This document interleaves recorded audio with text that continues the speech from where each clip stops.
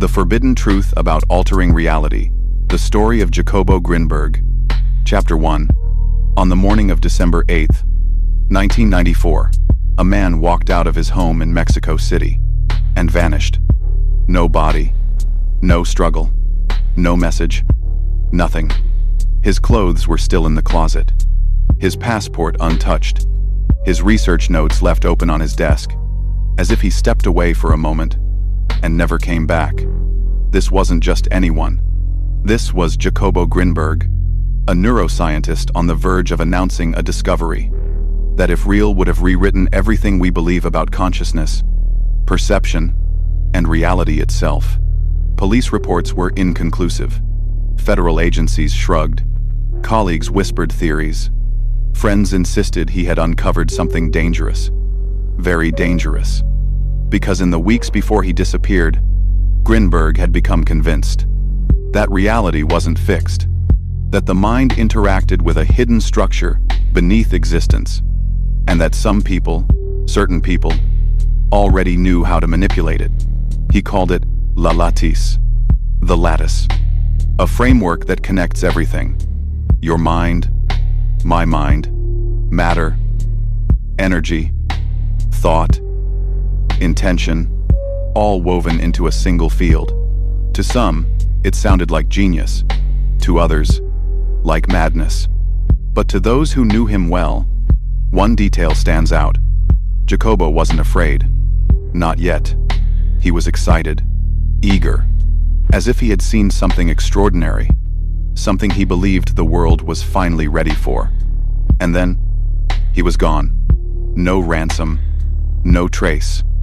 No explanation. A scientist vanishes. And the deeper you dig, the stranger the story becomes. Because just days before disappearing, Jacobo Grinberg described something impossible. In a televised interview, something he witnessed with his own eyes. Something he believed proved that the mind can rewrite reality. And to understand why his research may have cost him everything, you have to hear those words. Before his disappearance cast a shadow over everything. Before the theories, the rumors, the silence, Jacobo Grinberg sat in front of a small camera, in a modest television studio in Mexico. No special effects, no dramatic music, just a scientist, with a gentle voice, and eyes that seemed to shine with a secret. He leaned forward slightly, hands relaxed, as if he were about to tell a story he had been waiting years to finally share. And he said this. What I witnessed contradicted everything I believed about reality.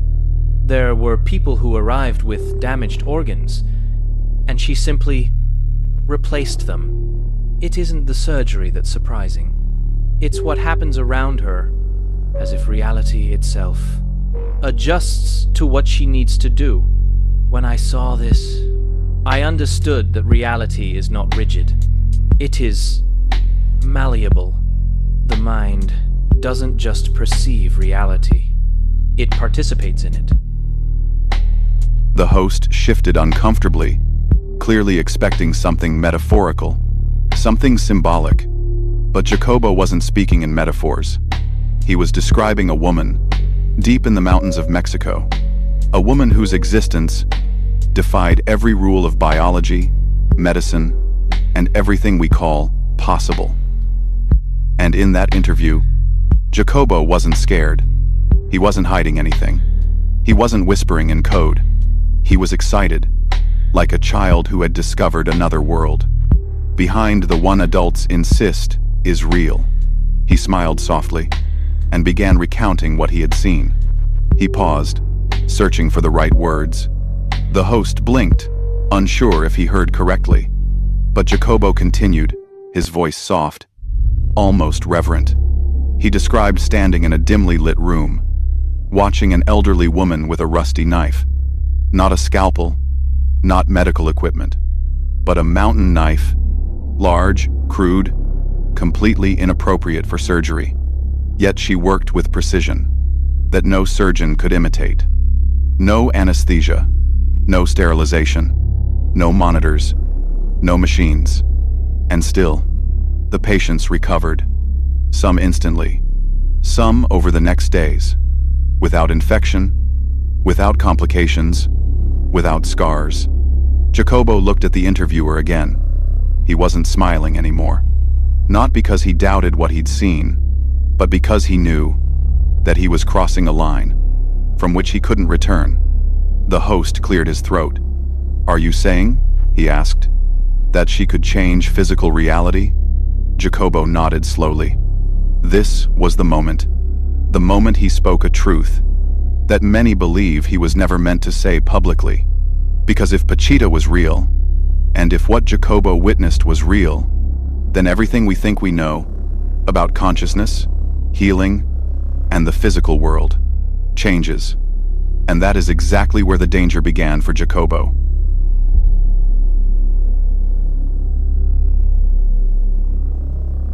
Chapter 3. The Woman Who Shouldn't Exist, Pachita. Dark, mysterious. If this were fiction, you would never believe it. A dim room, a wooden table, a crowd of silent patients waiting in the shadows, and an elderly woman, small, wrinkled, barefoot, holding a knife that belonged more in a hunter's belt than an operating room. Her name was Barbara Guerrero, but everyone knew her as Pachita. To the villagers, she was a healer. To some, a miracle worker. To others, a fraud. But to Jacobo Grinberg, she was something else entirely. Something that shouldn't exist in the reality we think we live in. He watched her work up close. So close he could hear her breathing and the scrape of the knife against skin. A man with a failing lung, laid down on the wooden table. No anesthesia, no disinfectants, no preparation. Pachita placed her hands over his chest and closed her eyes. And then, something changed. Not in the patient, in the room. Jacobo would later say that the air felt thicker, as if something unseen was gathering, coiling itself around Pachita's hands. Her voice softened, and she murmured words in a language no one recognized. Her eyes remained closed. And then, with that rusty mountain knife, she cut into the man's chest. No scream, no pain, no blood spray, just a quiet opening that should have been medically impossible. Jacobo leaned closer, unable to look away. Pachita reached inside the patient, her arm disappearing deeper than anatomy allows, and pulled out something dark and collapsing. A lung, a diseased lung. She set it aside on a cloth, then asked for the new one. An assistant, no doctor, just a local helper, handed her something wrapped in cloth. Pachita unwrapped it. A fresh lung. Where it came from, no one has ever been able to explain. She placed it inside the patient's chest, with an elegance that bordered on ritual. Then she closed the opening, with her hands. No stitches, no needle, no sutures. The skin sealed. No scar, no mark. The man stood up minutes later, breathing with a strength he hadn't felt in years. Even for the believers in the room, it was a miracle. But Jacobo wasn't a believer. He was a scientist. And what he witnessed didn't fit any scientific category. He didn't call it magic. He didn't call it divine. He didn't call it supernatural. He called it a violation of the rules we assume are absolute. Gravity, biology, time, space, causality. It wasn't just the surgery. It was how the world around her behaved. The air seemed to respond to her. Matter seemed to cooperate. Consciousness seemed to be involved. Later, in interviews, Jacobo tried to describe it. It wasn't just her. It was as if reality itself was participating in the operation. Pachita performed hundreds of surgeries like that. Tumors removed by hand, organs exchanged, spines realigned, physical structures altered, as if biology were made of clay. And Jacobo saw it again and again, never once finding a natural explanation that could survive what he had witnessed. But one detail disturbed him the most. Before each operation, Pachita claimed she was being guided by someone else. A presence, a consciousness, a force she said was older than memory. She called him Cuauhtémoc, the last emperor of the Aztecs. Whether metaphor or possession, or something in between, Jacobo didn't know, but he felt something in that room. Something heavy, something intelligent, something that noticed him. And that is when the questions began. Questions that would lead him down a path no scientist had ever walked before. A path toward a forbidden theory that might explain Pachita and might explain reality itself. But it was also a path that would cost him everything.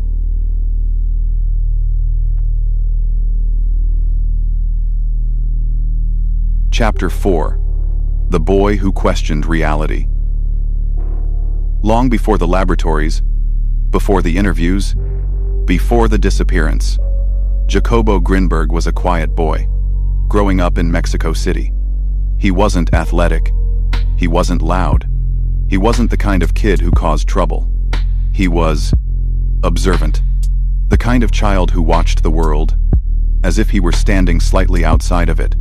His teachers called him intelligent. His mother called him sensitive. His classmates called him strange.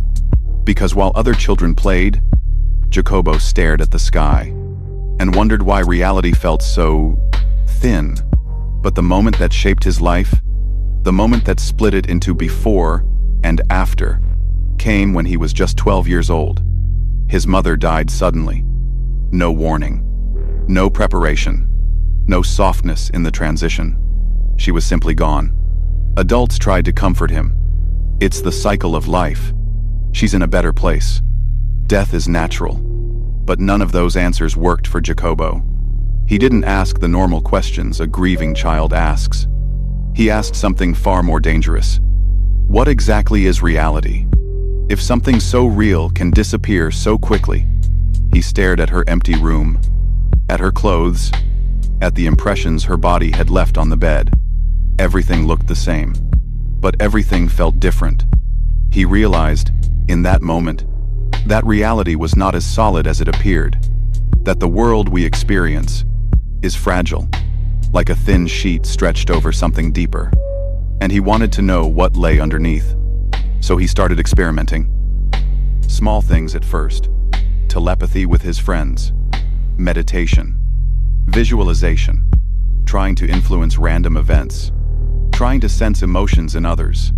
Trying to see if the world responded back to him. Most children grow out of this. Jacobo grew into it. While other kids watched cartoons, he read about Eastern philosophy. While others played soccer, he practiced mind experiments. While classmates memorized textbook answers, Jacobo questioned the foundation of truth itself. By the time he entered the National Autonomous University of Mexico, UNAM, he was already an anomaly. Professors noticed quickly. He wasn't rebellious. He wasn't disrespectful. He simply wouldn't stop asking the questions. Science wasn't ready to answer. What is consciousness? Where does perception come from? Why does reality behave differently? When a mind observes it, he excelled in psychology. But psychology wasn't enough. He wanted to understand the machinery behind the mind, the hidden architecture of perception. So, he moved to New York to study neurophysiology. There, surrounded by wires, EEG machines, and the early foundations of modern neuroscience, Jacobo began to see something. A pattern, a possibility, a hint that the human brain was not a closed system, but a receiver, a participant in something much larger. One of his professors later said, Jacobo wasn't the kind of student who learned what you taught him. He learned what you weren't teaching him. He wasn't trying to add knowledge to his mind. He was trying to escape the limits of the mind. The death of his mother had planted a question in him that no amount of textbooks could answer. What is reality really made of? And from that question came everything that followed. Pachita, the surgeries, the lattice theory, the experiments, the danger, the disappearance. But before all of that, before the controversy, before the fear, Jacobo stumbled onto an idea that would change everything. The mind doesn't create thoughts. The mind creates reality. And reality, as he began to suspect, was not a fixed structure, but a field. A field waiting to be understood. A field waiting to be touched.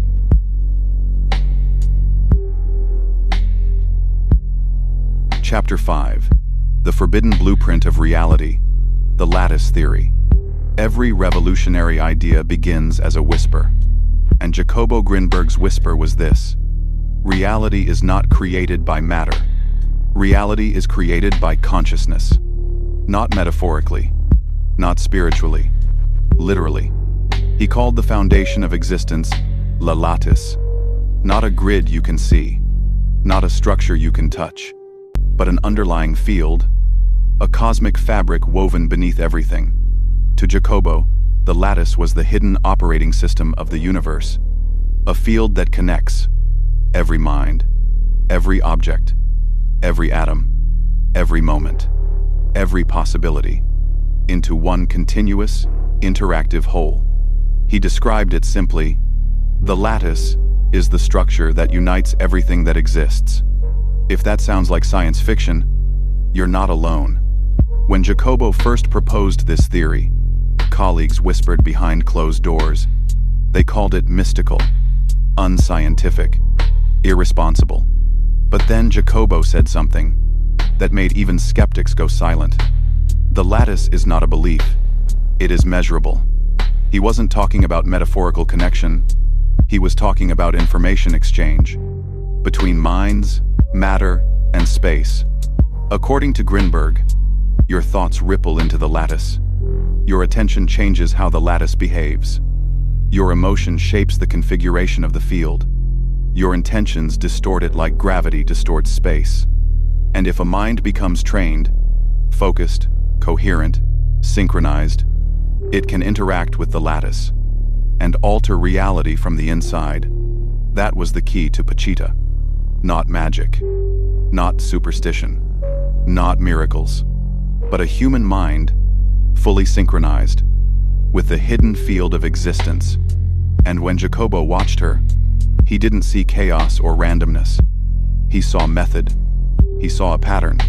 He saw laws, her trances, her movements, her ability to reshape matter.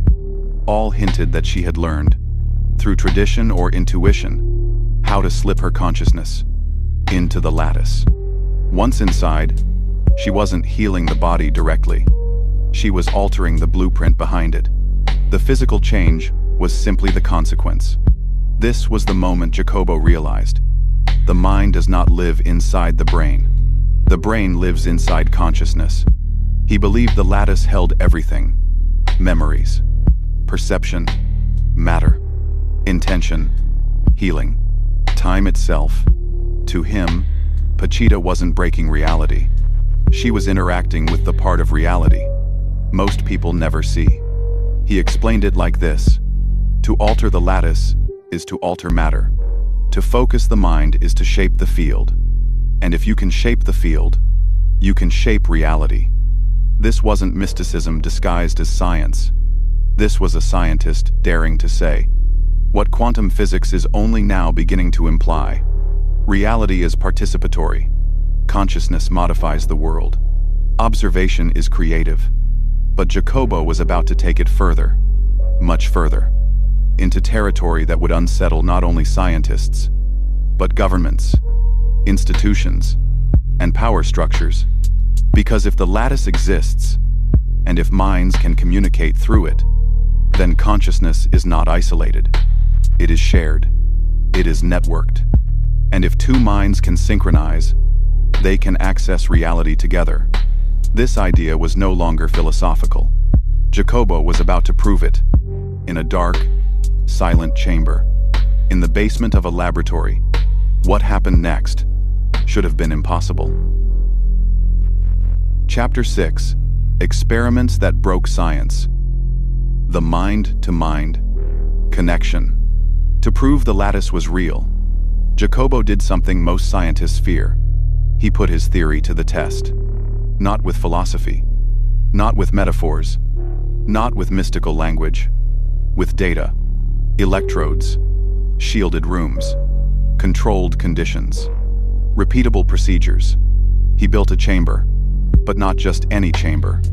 A sound-attenuated, electromagnetically sealed, lightless room, designed so that nothing, not noise, not radio waves, not photons, could get in or out. The kind of room you'd expect in a secret intelligence experiment, not in consciousness research. Inside this chamber, he invited pairs of volunteers, people who knew each other, people who didn't, twins, couples, meditation partners, random strangers. The instructions were always the same.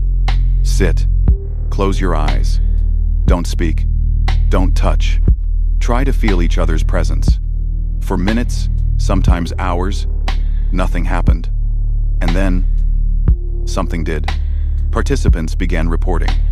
A strange sensation, a feeling of connection, as if the boundaries of their mind were thinning. Some described warmth, some described pressure, some described a sense of merging. But the real shock wasn't what they felt. It was what their brains were doing. Jacobo attached electrodes to measure their EEG signals, the electrical rhythms of the brain. At first, the signals were random, uncorrelated, like two radios playing different stations. But as the connection deepened, something impossible happened. Their brainwaves synchronized, not metaphorically, not spiritually, literally. Same rhythm, same frequency, same neural pattern. Two separate brains, behaving as if they were one system. And then Jacobo pushed the test further. He took one participant out of the chamber and placed them in a second sealed room, completely isolated from the first. No contact, no cues, no signals.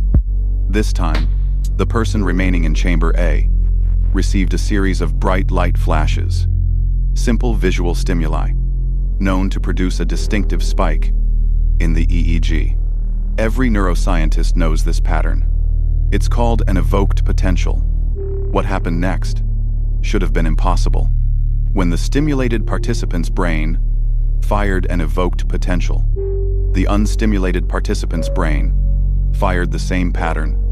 At the same moment, no light, no sound, no communication. But the second brain reacted as if it had seen the same flash. It was instantaneous, precise, repeatable. It violated everything. The neuroscience textbooks claimed, when asked what it felt like, one participant said, "It was as if our minds were united, like I could feel his reaction." Inside my own head, Jacobo didn't blink. To him, this wasn't magic. This was the lattice in action. Two minds, sharing information through a field science refused to acknowledge. If consciousness could synchronize across distance, if minds could exchange information without signals, then the brain was not a closed system. It was a node in a larger network. A network Pachita seemed to master. A network mystics had described for millennia. A network quantum physics was beginning to suggest. A network Jacobo had now measured. This was the proof he needed. The proof that should have made him famous. Instead, it made him dangerous. Colleagues mocked him. Institutions rejected him. Articles dismissed him as fringe. Some warned him to stop publishing. But Jacobo didn't stop. He couldn't. He believed he was getting close. Too close. To understanding the fabric of reality.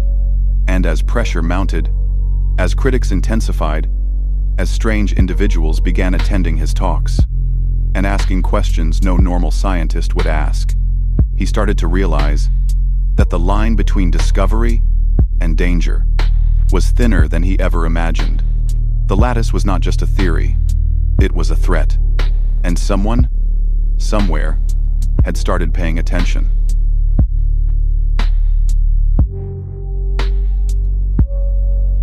Chapter 7. Mystics, Monks, and Hidden Knowledge. The more Jacobo advanced in his research, the clearer one thing became. He wasn't the first person to see behind the curtain of reality. He may have been the first to try measuring it, but the idea itself was ancient. Across cultures, across continents, across thousands of years, others had described what Jacobo now called the lattice. They just used different names. In the temples of Tibet, monks spoke of Rigpa, a state of pure awareness, where consciousness perceives the universe as a unified field, not separate minds, not separate beings.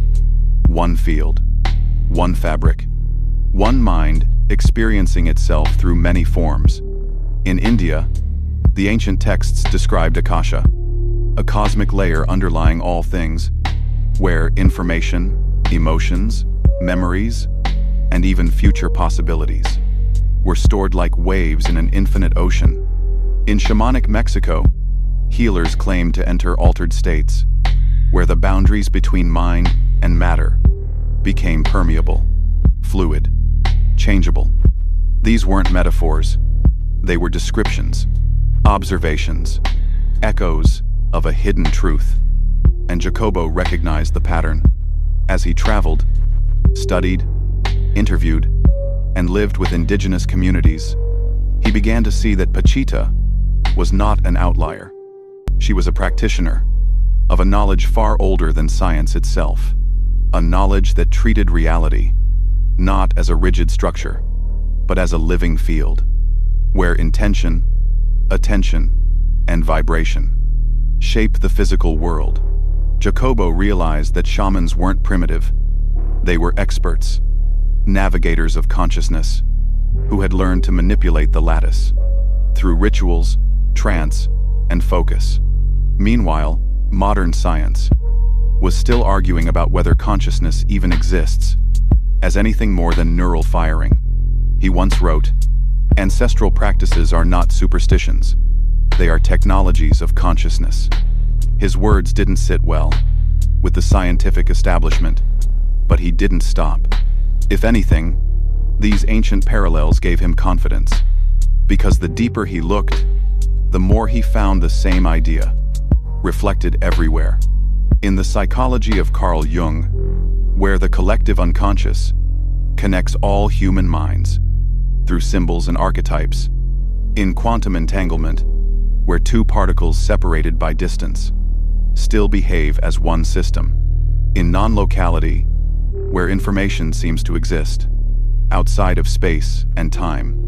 Even in modern neuroscience, patterns were emerging that hinted the mind was not contained. Within the skull, Jacobo saw all of this, not as coincidence, but as convergence. Different fields, touching the same truth, from different angles. The truth that the universe is fundamentally interconnected. That consciousness is not a byproduct of the brain, but the infrastructure of reality itself. That reality is not solid, but perceptual. That what we call the world is a collaborative creation between mind and field. And if this was true, if the lattice was real, then Pachita made sense, telepathy made sense, healing made sense, synchronicity made sense, manifestation made sense, prayer made sense, quantum weirdness made sense. Everything we call paranormal was simply normal, misunderstood. But with each revelation, each lecture, each research paper, each experiment, Jacobo crept closer to a boundary that powerful institutions never wanted crossed. Because if consciousness shapes reality, then consciousness can't be controlled. Not by governments, not by institutions, not by anyone. And as he moved toward the climax of his life's work, as he prepared to reveal a theory that united mysticism, neuroscience, and physics, something began to move against him. quietly, slowly, but unmistakably. The closer he came to the truth, the more dangerous he became. And that brings us to the final chapter of his story, a chapter still unsolved, a chapter that begins on a cold December morning, when Jacobo failed to show up for his last scheduled lecture and never came back.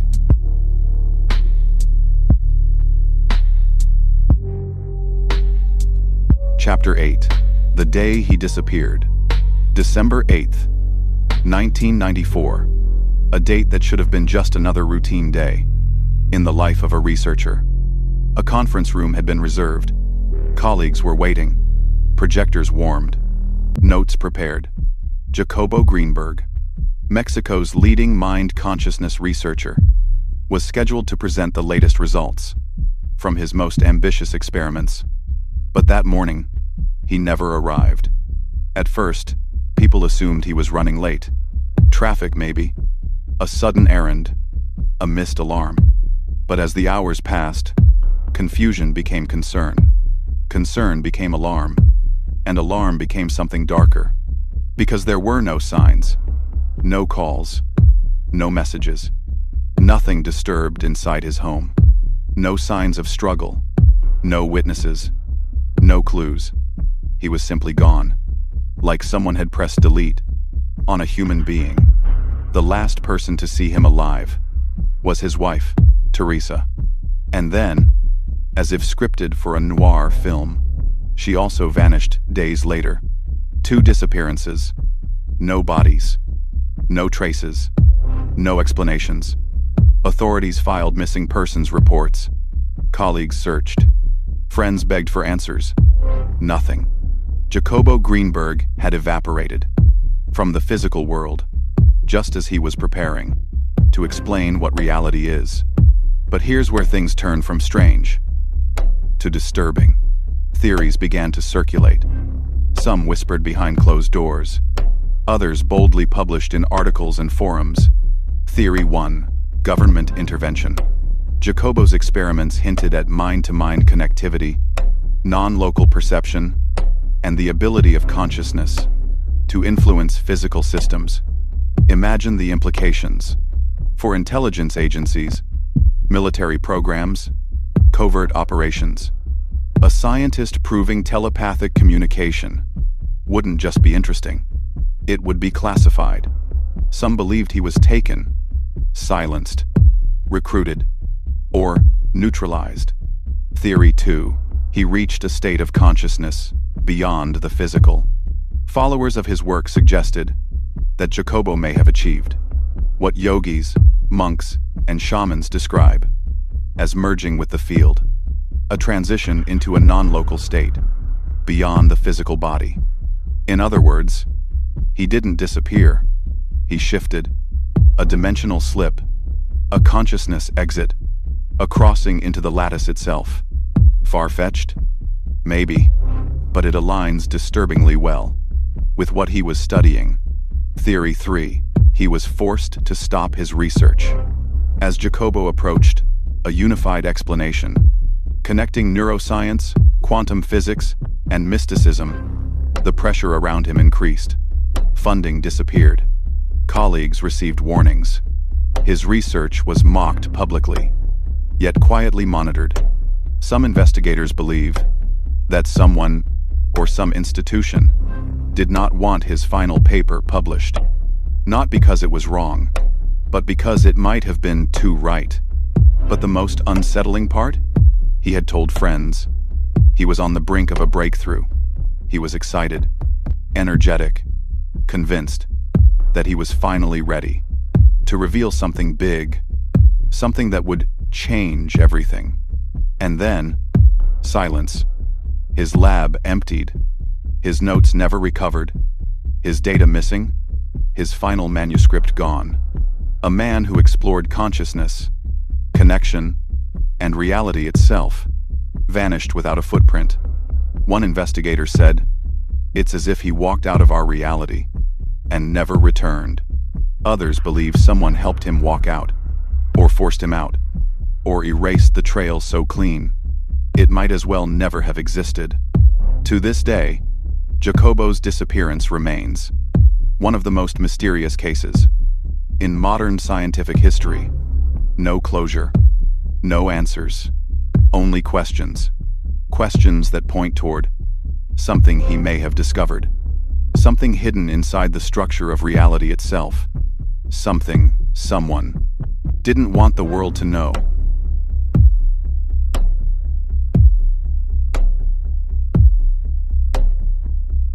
Chapter 9.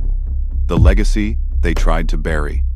Jacobo Grinberg may have vanished, but his ideas didn't. They spread quietly, through photocopied lecture notes, recorded interviews, handwritten papers, and the memories of students, who still speak about him as if he were a prophet, instead of a professor. His work was ridiculed, dismissed, ignored, until physics, decades later, began confirming pieces of what he claimed. Quantum entanglement, non-locality, the idea that observation shapes reality, the concept that consciousness is not confined to the brain, but exists in a field. Everything Jacobo proposed, everything that got him mocked, is now being seriously explored in universities and research labs around the world. Not because he was lucky, but because he was early. He tried to build a bridge between science and mysticism. A bridge the world wasn't ready to walk on. Not yet. His theory, the lattice. Jacobo believed that reality is a fabric, like a woven field of information, a structure connecting all minds, all consciousnesses, all beings. In this structure, thought is not just internal. Emotion is not just personal. Intention is not just psychological. They ripple outward, through the field, connecting us, influencing matter, influencing life, influencing reality itself. The most radical part? He believed anyone could learn to access this connection. That consciousness wasn't a biological accident. It was a universal code, and that humans had barely scratched the surface of our true potential, a secret hidden in plain sight.